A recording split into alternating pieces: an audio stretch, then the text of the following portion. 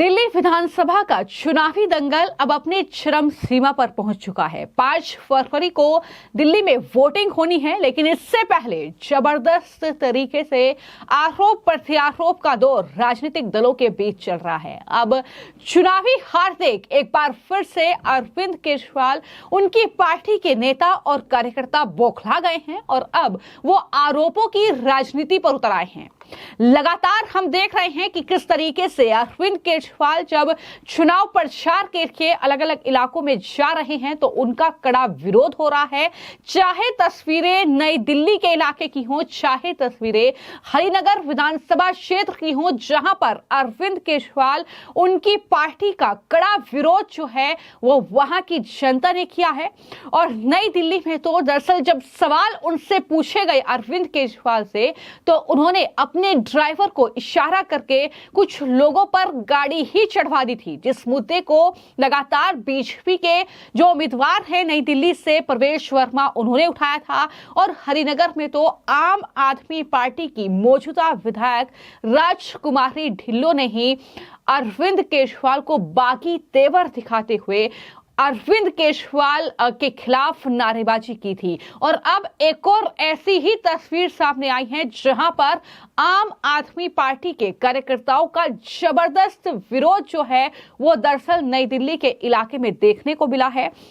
दरअसल कुछ नेता और कार्यकर्ता जब झुग्गियों के इलाके में चुनाव प्रचार करने के लिए पहुंचे तो वहां से उन्हें खदेड़ दिया गया। पुलिस को बीच बचाव करना पड़ा, क्योंकि जाहिर तौर पर कई ऐसे वादे हैं जो अरविंद केजरीवाल पूरा नहीं कर पाए, जिसको लेकर अब जनता उनसे सवाल कर रही है, लेकिन उनके पास कोई जवाब नहीं है। और इस पूरे जिस तरीके का विरोध हुआ है उसका वीडियो सामने आया है। हालांकि वो वीडियो आम आदमी पार्टी ने शेयर किया और ये आरोप लगा दिया कि बीजेपी यानी गाली गलौज पार्टी की गुंडागर्दी जो है इस तरीके से हुई है। बीजेपी के गुंडे आम आदमी पार्टी के कार्यकर्ताओं को प्रचार करने से रोक रहे हैं। दिल्ली पुलिस तमाशबीन बनी देख रही है क्यों चुनाव आयोग बीजेपी के गुंडों पर एक्शन नहीं ले रहा है। दिल्ली वाले ये सब देख रहे हैं और बीजेपी को चुनाव में बुरी तरह हराएंगे। ये पोस्ट है जो कि आम आदमी पार्टी के जरिए किया गया है, लेकिन हकीकत ये है कि दरअसल दिल्ली में जो 11 साल का ये अरविंद केजरीवाल का शासन रहा है, जिस तरीके से अरविंद केजरीवाल ने तमाम वादे जनता से किए थे, फिर चाहे वो यमुना की सफाई का वादा हो, फिर चाहे वो घर घर तक स्वच्छ जल पहुंचाने का वादा हो, फिर चाहे वो फ्री बिजली देने का वादा हो, ये वादे उन्होंने पूरे नहीं किए। और जबरदस्त विरोध अरविंद केजरीवाल के खिलाफ जनता के मन में है, जिसका असर कुछ इस तरीके से तस्वीरों में देखने को मिल रहा है। लेकिन बावजूद इसके आम आदमी पार्टी, दिल्ली पुलिस और बीजेपी पर ही तमाम तरह के आरोप लगा रही है, क्योंकि नई दिल्ली वो विधानसभा सीट है जहां पर अरविंद केजरीवाल के खिलाफ चुनावी मैदान में उतरे हैं प्रवेश वर्मा। तो ऐसे में ये चुनावी मुकाबला बहुत कड़ा माना जा रहा है। अरविंद केजरीवाल के लिए मुश्किलें इस सीट पर बढ़ सकती हैं और शायद यही वजह है कि इस तरीके के एक के बाद एक हथकंडे जो हैं वो केजरीवाल और उनकी पार्टी की तरफ से अपनाए जा रहे हैं, जहां पर वो दिल्ली पुलिस को टारगेट करते हैं, वो चुनाव अधिकारियों को टारगेट करते हैं, वो प्रवेश वर्मा के खिलाफ जो है बयानबाजी करते हैं। और एक बार फिर से कुछ यही तस्वीर देखने को मिली जहां पर आम आदमी पार्टी के कार्यकर्ता ये कह रहे हैं कि हमें डोर टू डोर कैंपेन करने नहीं दिया जा रहा है। वो ये भी कह रहे हैं कि हमें भारत माता की जय के नारे लगाने नहीं दिया जा रहा है। तो इस तरीके की राजनीति जो है वो लगातार आम आदमी पार्टी कर रही है, क्योंकि जाहिर तौर पर इस चुनाव में उनके लिए मुश्किलें बढ़ रही हैं। तो जैसा कि मैंने कहा कि दिल्ली का ये चुनावी मुकाबला हर बढ़ते दिन के साथ दिलचस्प हो रहा है, क्योंकि 5 फरवरी को दिल्ली में वोटिंग होनी है, कुछ ही दिन बाकी रह गए हैं। तो ऐसे में चुनाव प्रचार चरम सीमा पर है। अब उत्तराखंड मुख्यमंत्री पुष्कर सिंह धामी भी स्टार प्रचारक की लिस्ट में हैं, तो वो चुनाव प्रचार में पूरी ताकत दिल्ली में झोंक रहे हैं। और इसी कड़ी में वो नजफगढ़ के इलाके में पहुंचे, जहां पर उन्होंने बीजेपी कैंडिडेट नीलम पहलवान के पक्ष में चुनाव प्रचार किया। और वहां पर सीएम धामी ने ये साफ तौर पर कहा कि उत्तराखंड देश का पहला ऐसा राज्य बना है जहां पर यूसीसी को लागू कर दिया गया है। यानी वो ये याद दिलाना नहीं भूले कि किस तरीके से बीजेपी जो कहती है वो करती है। उन्होंने यूसीसी का वादा उत्तराखंड की जनता से किया था, उसे पूरा किया है और पीएम मोदी के मार्गदर्शन में, उनके नेतृत्व में ये मुमकिन हो पाया है। ये धामी ने कहते हुए ये भी साफ तौर पर कहा कि अब आपको तय करना है कि आप दिल्ली में राष्ट्र हित में वोट करना चाहते हैं या फिर शाहीन बाग वालों के साथ जाना चाहते हैं। ये सवाल भी दिल्ली की जनता से पूछा है और कहीं ना कहीं अरविंद केजरीवाल ने जिस तरीके का शासन किया है उस पर हमलावर वो नजर आए और बताया कि आखिर दिल्ली के लिए बीजेपी का रोड मैप क्या रहेगा। किस तरीके से सीएम धामी ने वहां पर जनता को संबोधित करते हुए केजरीवाल पर जोरदार हमला बोला है, जरा सुनिए। मंदिर बनना चाहिए। भाइयों बहनों, हमारे प्रधानमंत्री मोदी जी के नेतृत्व में आज भगवान श्री रामचंद्र जी का अयोध्या में भव्य और दिव्य मंदिर बनकर तैयार हो गया है। आदरणीय मोदी जी के सभी निर्णय उनकी दृढ़ इच्छा शक्ति का परिणाम है। मुझे आप सबको ये बताते हुए गर्व हो रहा है। अभी मैं मंच पर आया था तो मुझे सारे लोग कह रहे थे कि अभी 2 दिन पहले उत्तराखंड हमारे प्रधानमंत्री जी के नेतृत्व में और उनके मार्गदर्शन में उत्तराखंड देश का पहला राज्य बन गया है जहां रहने वाले हर पंथ, हर वर्ग, हर जाति के लोगों के लिए एक समान कानून लागू हो गया है। भाइयों बहनों, ये गौरव हर एक उत्तराखंड वासी को प्राप्त हो गया है। उत्तराखंड से गंगोत्री निकली है। ये कानून सभी को समान अधिकार प्रदान करेगा और समाज में जितनी कुरीतियां हैं उन कुरीतियों को भी दूर करेगा। भाइयों बहनों, जहां एक और भारतीय जनता पार्टी है जो विकसित भारत के संकल्प के साथ निरंतर राष्ट्र निर्माण में जुटी हुई है, तो दूसरी ओर कांग्रेस और आम आदमी पार्टी है जो तुष्टीकरण और भ्रष्टाचार में लिप्त है। जिस कांग्रेस के भ्रष्टाचार को हथियार बनाकर आपदा वालों की सत्ता आई थी, आज वही आम आदमी पार्टी आज भ्रष्टाचार के मामले में इन्होंने कांग्रेस को भी पीछे छोड़ने का काम किया है।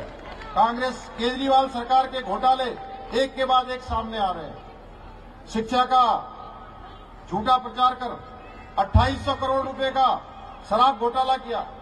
24 घंटे पानी देने का वायदा कर दिल्ली जल बोर्ड में 28,000 करोड़ रुपए का गबन किया। फ्री पानी देने वालों की दिल्ली में आज भी 40% आबादी प्यासी है और जहां पानी आ रहा है वह भी पीने योग्य पानी नहीं है। यही नहीं, दिल्ली में टैंकर माफिया भी केजरीवाल सरकार की सह पर पनप रहा है। आज मैं देख रहा था फिर से उन्होंने कल घोषणा पत्र अपना जारी किया है और अपने घोषणा पत्र में केजरीवाल सरकार यमुना की सफाई का फिर से वही ढोंग कर रही है और अपनी नाकामियों का ठीकरा हरियाणा पर फोड़ रही है।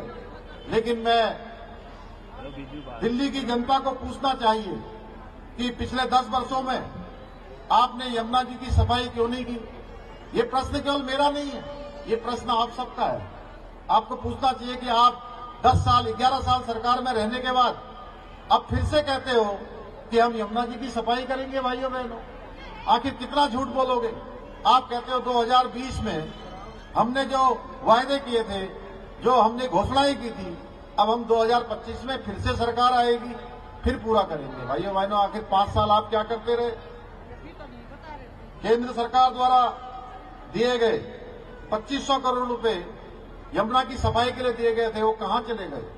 भाइयों बहनों, जब दिल्ली के समय में कोविड हो रहा था, कोविड के समय में ऑक्सीजन की किल्लत से दिल्ली की जनता जूझ रही थी, तब केजरीवाल जी अपना शीश महल बनवा रहे थे और शराब घोटाले की अपनी स्क्रिप्ट तैयार कर रहे थे कि शराब घोटाला किस तरह से करना है।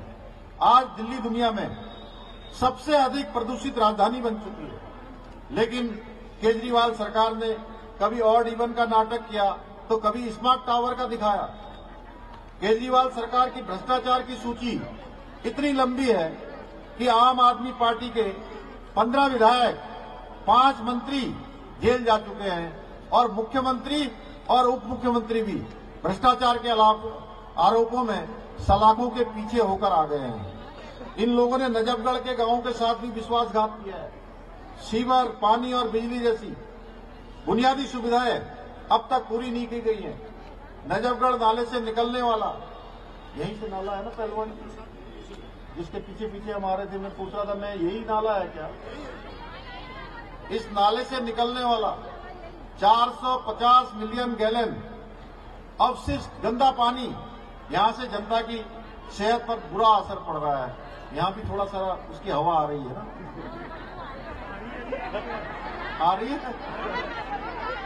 लेकिन केजरीवाल सरकार ने आज तक इस समस्या को दूर करने के भी सिर्फ झूठे वायदे ही किए हैं। आज कांग्रेस और आम आदमी पार्टी वाले दिल्ली में अलग होने का ढोंग कर रहे हैं।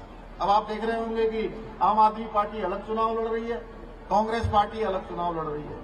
ये केवल इनका ढोंग है भाइयों बहनों, लेकिन ये भ्रष्टाचार और सनातन धर्म के अपमान में हमेशा एक दूसरे के पक्के साझीदार हैं, मौसेरे भाई हैं।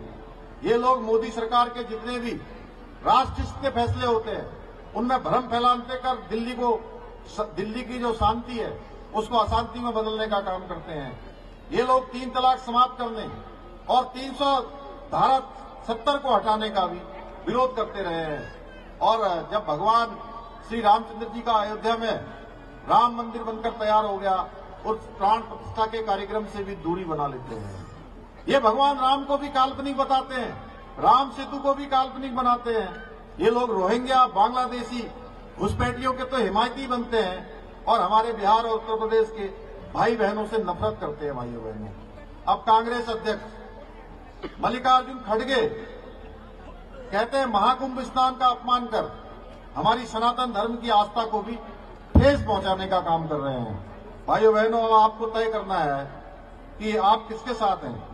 एक तरफ है राष्ट्रहित को प्रथम मानने वाली, यानी कि राष्ट्र सबसे पहले है ऐसा मानने वाली भाजपा, या शाहीन बाग में हल्ला मचाने वालों के साथ है। सभी के साथ समान कानून के साथ है कि सबके लिए एक समान कानून होना चाहिए, या शरीयत कानून से महिलाओं के उत्पीड़न की खुली छूट देने वालों के साथ है। भाइयों बहनों, अब फैसला आपको करना है। तो आपने सीएम धामी को भी सुना, जो साफ तौर पर इस बात का जिक्र कर रहे हैं कि अरविंद केजरीवाल के राज में भ्रष्टाचार और कांग्रेस पार्टी के राज में अभी भ्रष्टाचार और तुष्टीकरण ही दिल्ली वासियों ने देखा है। तो ऐसे में अगर विकास दिल्ली की जनता चाहती है, अगर चाहती है कि ये गारंटी पूरा हो, तो जाहिर तौर पर राष्ट्रहित में वोट करे।